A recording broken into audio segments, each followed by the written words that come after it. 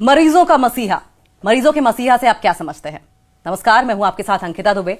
आज के दौर में सेहत ही सबसे बड़ी नेमत है और सेहत को बनाए रखने के लिए कई बार ऐसा होता है कि हमें अस्पतालों को चक्कर भी लगाने पड़ते हैं। और इस देश का सबसे बड़ा अस्पताल है एम्स। एम्स जितना बड़ा अस्पताल है उतनी ही बड़ी व्यवस्थाएं हैं, उतने ही सारे डिपार्टमेंट्स हैं और ऐसे में दूर दराज के जो मरीज वहां पहुंचते हैं वो भ्रमित हो जाते हैं। उन्हें इस बात की जानकारी नहीं होती कि कहां जाना है, किस डिपार्टमेंट में जाना है, किससे इंफॉर्मेशन लेनी है। और ऐसे में अगर कोई मददगार सामने आ जाए, कोई ऐसा मसीहा सामने आ जाए जो उनकी मदद कर दे, उनकी सारी परेशानियों को ऐसे छूमंतर कर दे, तो फिर कहने ही क्या। ऐसा ही मसीहा आज हमारे बीच मौजूद है, एसडी चौहान जी, और खुद एम्स में कार्यरत भी हैं और एम्स कर्मचारी यूनियन के प्रेसिडेंट भी हैं।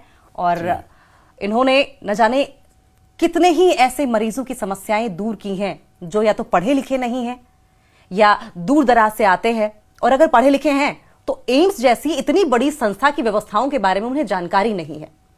छोटी चीज से लेके बड़े डॉक्टर के साथ परामर्श, अपॉइंटमेंट और इलाज तक सब कुछ मैनेज करते हैं। और सबसे बड़ी बात यह है कि फ्री ऑफ कॉस्ट। बहुत सी ऐसी बातें हैं इनके बारे में आज जब आप जानेंगे तो आपको वाकई जो शख्स हमारे बीच में बैठा है ये मसीहा ही लगेगा। और ऐसा हम इसलिए कह रहे हैं क्योंकि कोई आम इंसान नहीं है। इनका जज्बा, इनकी कोशिशें आम बिल्कुल नहीं है, आम इंसानों की तरह नहीं है। सर दिव्यांग हैं और दिव्यांग होने के बावजूद इन्होंने न जाने कितनी ही ऐसी जिंदगियां हैं जिन्हें संवारी है, जिन्हें नया जीवन दिया है। एसडी चौहान सर, बहुत बहुत स्वागत है सर आपका। मुझे लगता है मैंने बहुत बातें कर ली और अब बारी आपकी है। जी जी सर, ये सफर कैसे शुरू हुआ? एम्स में क्या देखा आपने? क्या चीज आपको मोटिवेट उस वक्त कर गई कि आपने लोगों की मदद करने की ठान ली, जबकि वहां पे डिपार्टमेंट्स पहले से ही हैं? फिर भी जी जी, क्योंकि मैं पूर्वांचल उत्तर प्रदेश के पूर्वी एरिया से मऊ डिस्ट्रिक्ट का रहने वाला हूँ। जब मैंने एम्स में ज्वाइन किया करीब 20 साल पहले, तो मैं एक साइकिल होती थी मेरी, उससे मैं पूरे हॉस्पिटल में घूमता रहता था लंच में, चाहे जब भी टाइम मिलता था। तो लोगों को देख करके कि लोग बड़े परेशान हैं, कोई एक्सरे की डेट के लिए, कोई किसी तरह की डेट के लिए, तो मैंने अपने मन में सोचा कि जहाँ से मैं रहने वाला हूँ उत्तर प्रदेश के मऊ जिले से, वहाँ के लोगों को कम से कम पहले हम कैसे जोड़ें। तो मैंने वहाँ के करीब 750 गांव के प्रधानों और जिला पंचायतों को चिट्ठी लिख करके कि अगर गाँव दिल्ली में अगर आप एम्स में इलाज कराना चाहते हैं तो मुझसे मिलिए। हाँ, से चिट्ठी लिखी आपने? जी। अरे वाह, जी 700 ग्राम प्रधानों? जी, 700 प्रधानों को चिट्ठी मैंने लिखा, क्योंकि मुझे था कि जिस माटी से पैदा होकर के मैं इधर एम्स में नौकरी कर रहा हूँ, क्योंकि मैं भी बहुत गरीब परिवार से, एम्स का नाम ही हम लोग सुनते थे तो बड़ा सोचते थे कि कैसे उसमें इलाज होता था। तो भगवान की कृपा रही कि मैं एम्स में ज्वाइन किया। तो ऐसे करते करते काफ़ी लोगों की मदद होने लगी, लोग जुड़ गए। सबसे बड़ी बात एक रही जो दिल को छू लेने वाली बात, एक मरीज को मैंने भर्ती कराया था और वो एक्सपायर हो गया। एक्सपायर होने के बाद उन्होंने कहा कि सर मेरी मदर तो एक्सपायर हो गई, अब इनके पार्थिव शरीर को घर ले जाना है। तो मैंने कहा नहीं, ये नज़दीकी शमशान घाट है, वहाँ पे आप इसका कर दीजिए दाह संस्कार। उन्होंने कहा सर पिताजी है, मदर है, सब मेरे बहने वहने हैं, सब लोग इंतज़ार कर रहे हैं। तो ये मुझे पीड़ादायक लगा कि बताइए, मतलब है कि इनके पास पैसा नहीं है उस पार्थिव शरीर को ले जाने के लिए। तब से मैंने ये अपने ठान लिया कि अब जो भी मेरे एरिया का मरेगा तो उसका पैसा मैं दूंगा। उस समय करीब 15,000 लगते थे, अब करीब 20,000 रुपये लगते हैं। तो उसका मतलब ये है कि आप जो भी लोग इस दुनिया में नहीं रहते, इलाज के दौरान दम तोड़ देते हैं और जो परिवार सक्षम नहीं है जी, आप उनकी डेड बॉडीज को, उनके पार्थिव शरीर को उनके पैतृक गांव तक पहुंचाते हैं? Yes ma'am. इसका खर्चा कौन देता है सर? इसका खर्चा तो मैं अपनी सैलरी से देता हूं, लेकिन भाई हम लोग भी एक एम्प्लॉई हैं। तब मुझे लगा कि आयुष्मान जब शुरू हुआ तो सरकार से भी कई पत्र मैंने लिखा कि जो आयुष्मान 5 लाख का रेंज है उसमें हम चाहते हैं कि जो भी गांव के इलाज कराने आ रहे हैं और उसमें जो है अगर एक्सपायर हो जा रहे हैं तो वो एम्बुलेंस का खर्चा उसी आयुष्मान कार्ड में से वहन किया जाए। अभी तक तो मैं अपनी सैलरी से ही करता हूँ। सर अभी तक कितने लोगों के पार्थिव शरीर को? अभी कम से कम 100 लोगों की कर दिया। लेकिन सर एक एम्प्लॉय की सैलरी, एक अगर कहा जाए नौकरी पेशा इंसान की जी, सैलरी जी। तो बहुत लिमिटेड होती है, तो ऐसे में कैसे इतने सारे लोगों का कब तक आगे करेंगे, और कितने लोगों का आपने कर दिया है? नहीं, वही 100 के करीब है, लेकिन मैं सरकार से कई बार आग्रह किया और मेरी माननीय यशस्वी प्रधानमंत्री से निवेदन भी है कि अगर हमारी बात तो वहाँ तक पहुँचे तो ये बहुत अच्छा काम है, ताकि अगर कोई पार्थिव शरीर उनके घर तक चली जाएगी तो उनको बहुत सुकून मिलेगा। और यह जो है हमारे देश में बहुत सारे गरीब, जो गरीब है, मजलूम है, उनके लिए बहुत फायदेमंद होगा जी। लेकिन सर ये एक बहुत बहुत जबरदस्त आइडिया आप इसे कह लीजिए, बहुत अच्छा आइडिया है, क्योंकि आमतौर पर लोगों को आयुष्मान कार्ड के जरिए जितनी सुविधा मिल सकती है, जितना उसका उपयोग कर सकते हैं वो कर लेते हैं, लेकिन खुदा न खास्ता अगर कोई नहीं रहता है तो ये बहुत ही अच्छा आइडिया है। ये बहुत, मतलब मुझे लगता है इस चीज को इंप्लीमेंट करना चाहिए कि जो बची हुई राशि है उसे इंक्लूड करके पार्थिव शरीर को उनके गांव तक उसी आयुष्मान कार्ड में पहुंचाना चाहिए। लेकिन सर इसके लिए आप दरख्वास्त तो कर रहे हैं पीएम मोदी से, लेकिन अभी तक आपने प्रयास क्या क्या किए हैं? अभी प्रयास हमने, अभी जहां मैं नौकरी करता हूं, हमारे डिप्टी डायरेक्टर अंशुल मिश्रा जी हैं, उनसे भी मेरी मीटिंग हुई है, तो इस बात को एग्री कर रहे हैं। और मैं समझता हूं कि डायरेक्टर साहब, डिप्टी बहुत अच्छे हैं और मुझे लगता है कि उस पर कार्रवाई होनी चाहिए।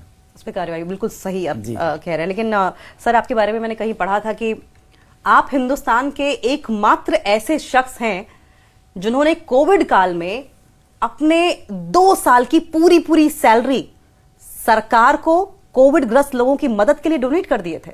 यस मैम, चूंकि कोविड काल में हम लोग तो हॉस्पिटल में नौकरी करते हैं, वहाँ का दृश्य देख करके ऐसे लगता था कि एक वैश्विक महामारी जो है ये किसी के द्वारा लाई नहीं गई है, एक प्राकृतिक द्वारा आई है। तो हम समझते हैं कि हमको उस समय देश के लिए खड़े होना चाहिए, ताकि जितने गरीब हैं, जो उनका इलाज का खर्चा है बढ़ जाता है। इसलिए मैंने माननीय प्रधानमंत्री जी के उसमें आह्वान था कि कोई अगर मदद कर सकता है तो करे। इसी संदर्भ को लेकर के मैंने अपनी 2 वर्ष की सैलरी माननीय प्रधानमंत्री रिलीफ फंड में दिया था। लेकिन किस चीज ने आपको मोटिवेट किया? क्योंकि आमतौर पर लोग अपनी 1 महीने की सैलरी का थोड़ा सा हिस्सा भी देने से कतरा रहे थे, पता नहीं था नौकरियां कहाँ रहेंगी, कहाँ नहीं रहेंगी। हालांकि आपकी गवर्नमेंट जॉब है जी, तो सिक्योरिटी तो थी सर, लेकिन 2 साल का पैसा एकदम से आपने डोनेट कर दिया। किस चीज में आपको मोटिवेट किया उस वक्त? चूंकि मैम हम लोग गांव के रहने वाले, और गांव में एक मैंने प्रथा देखा था कि आज से 25 साल पहले, 30 साल पहले गांव में किसी को एक्सीडेंट हो जा रहा है, ऐसी दुर्घटना आकाश में गई, तो गांव के लोग मिलजुल करके कोई 10-10 रुपया, 50-50 रुपया दे करके उसकी हेल्प करते थे। तो ये मुझे, जो उस समय का अनपढ़ एमबीए था, ये मुझे बहुत अच्छा लगा। उससे मैं बड़ा प्रेरणा मुझे मिलती थी, क्योंकि हम लोग गांव के रहने वाले हैं, तो छोटे छोटे मदद से ही बड़ा काम हो जाता था। इसलिए मैंने, जो ज्यादातर एम्स में लोग गाँव के ही लोग आते हैं, और शहरों में भी अगर मजदूरी का काम कर रहे हैं, चाहे टाइल है, पत्थर है, चाहे एसी का काम है, वो लोग गरीब लोग ही रहते हैं। तो इसलिए मुझे लगा कि उनको हम डायरेक्ट ना मदद करके सरकार को प्रधानमंत्री रिलीफ फंड में दे, ताकि सरकार इन पैसों का सही उपयोग कर सके। सर आपको लगता है कि गांव में जो मानवता थी वो शहरों में आकर कहीं ना कहीं खो गई है? दूसरा सवाल मेरा आपसे यह है, जो आखिरी सवाल भी है, कि जब आपको लोग मरीजों का मसीहा कहते हैं, कैसा लगता है? अब मसीहा तो खैर एक बहुत अच्छा शब्द है, लेकिन मुझे लगता है कि मुझे नहीं, सब लोगों को देश के लिए काम करना चाहिए। मैं नहीं कह रहा हूँ कि अपने परिवार के लिए मत करिए, लेकिन देश के लिए, अपने गांव के लिए, जिस गांव से आप पैदा होकर के इधर आए हो, तो वहाँ के लिए लोगों को अगर सोचने लगेंगे तो मुझे लगता है कि अच्छा काम करेंगे। और मसीहा तो बहुत बड़ा चीज़ होती है। मैं नहीं मानता हूँ कि मैं मसीहा हूँ। एक छोटा सा ये हमारी पहल है, और यह पहल मैं चाहता हूं कि सरकार से भी पूरी की जाए। और जो लोग इस देश में 140 करोड़ की संख्या में आज की डेट में बहुत अच्छे अच्छे लोग नौकरी कर रहे हैं अपने क्षेत्र से आकर के, गांव से, तो मुझे लगता है कि उनको भी एक प्लान बना करके लोगों की, गांव के लोगों की, चाहे वह, मैं तो ये भी कह रहा हूं कि अभी एम्स आप चले जाइए तो वहाँ हजारों पेशेंट, चाहे कैंसर हो, चाहे बड़ी रोग से जो पीड़ित है, रोड पे सोए हैं। मैं तो ये कहता हूँ कि जिले वाइज सब लोग अपना बांट लें, छोटा मोटा एक रूम बना करके उनको रहने की व्यवस्था कर दें, तो ये मुझे लगता है कि उनके लिए बहुत फायदेमंद रहेगा। क्योंकि कैंसर के पेशेंट और जो टीबी का, जो गंभीर कैंसर का हो, वो अपने घर में कोई रखता नहीं है, क्योंकि 2 बेडरूम है सब लोगों के पास, तो वहां रखने की बड़ी समस्या होती है, और बेचारे खुले छत के नीचे रह रहे हैं। हालांकि हमारी एम्स के प्रशासन से, डायरेक्टर साहब से भी कई बार बात हुई है और हमारे यहाँ 2-3 है हॉस्टल रहने के लिए उनको है, लेकिन वो पर्याप्त नहीं है क्योंकि 20 से 25 हजार पर डे एम्स में मरीज आ रहे हैं। सर, सबसे महत्वपूर्ण सवाल जी ये कि अगर कोई एम्स प्रांगण में पहुंचता है, आपको कैसे ढूंढेगा सर? कहाँ आपको ढूंढेगा? अधिकतर हमारे पूर्वांचल के लोग जानते हैं। धीरे धीरे जो हमने आपको बताया था कि गांव से हमने शुरू किया, अब धीरे धीरे 20 साल में बहुत काफ़ी लोग जानते हैं और एक दूसरे के साथ मोबाइल नंबर है और बहुत सारी आपके नाम से ही। जी जी जी जी, ठीक है, तो लोग आ जाते हैं। ठीक है, तो ये नाम आप याद कर लें, SD चौहान, मरीजों का मसीहा। अगली बार जब आप एम्स पहुंचे किसी भी परेशानी की वजह से और आपको मदद की जरूरत हो तो SD चौहान जी को जरूर याद कीजिए, मदद आप तक पहुंचेगी। लोगों को बताइए, मदद के लिए आगे आइए और जिस तरीके से शुरुआत SD चौहान जी ने की है, लोगों की मदद करने का ये जज्बा अपने अंदर भी लेकर आइए और इस बात की मांग को मुझे लगता है जरूर उठाया जाना चाहिए कि आयुष्मान कार्ड में अगर वो राशि पूरी नहीं हुई है 5 लाख तक की जो रखी गई है और मरीज इस दुनिया में नहीं रहता, तो उसके पार्थिव शरीर को उसके पैतृक गांव तक पहुंचाने का जो खर्च है वो आयुष्मान कार्ड की राशि में ही वहन किया जाना चाहिए। बहुत बहुत शुक्रिया सर आपका समय निकालने के लिए। बहुत बहुत धन्यवाद। हमें इजाजत दीजिए।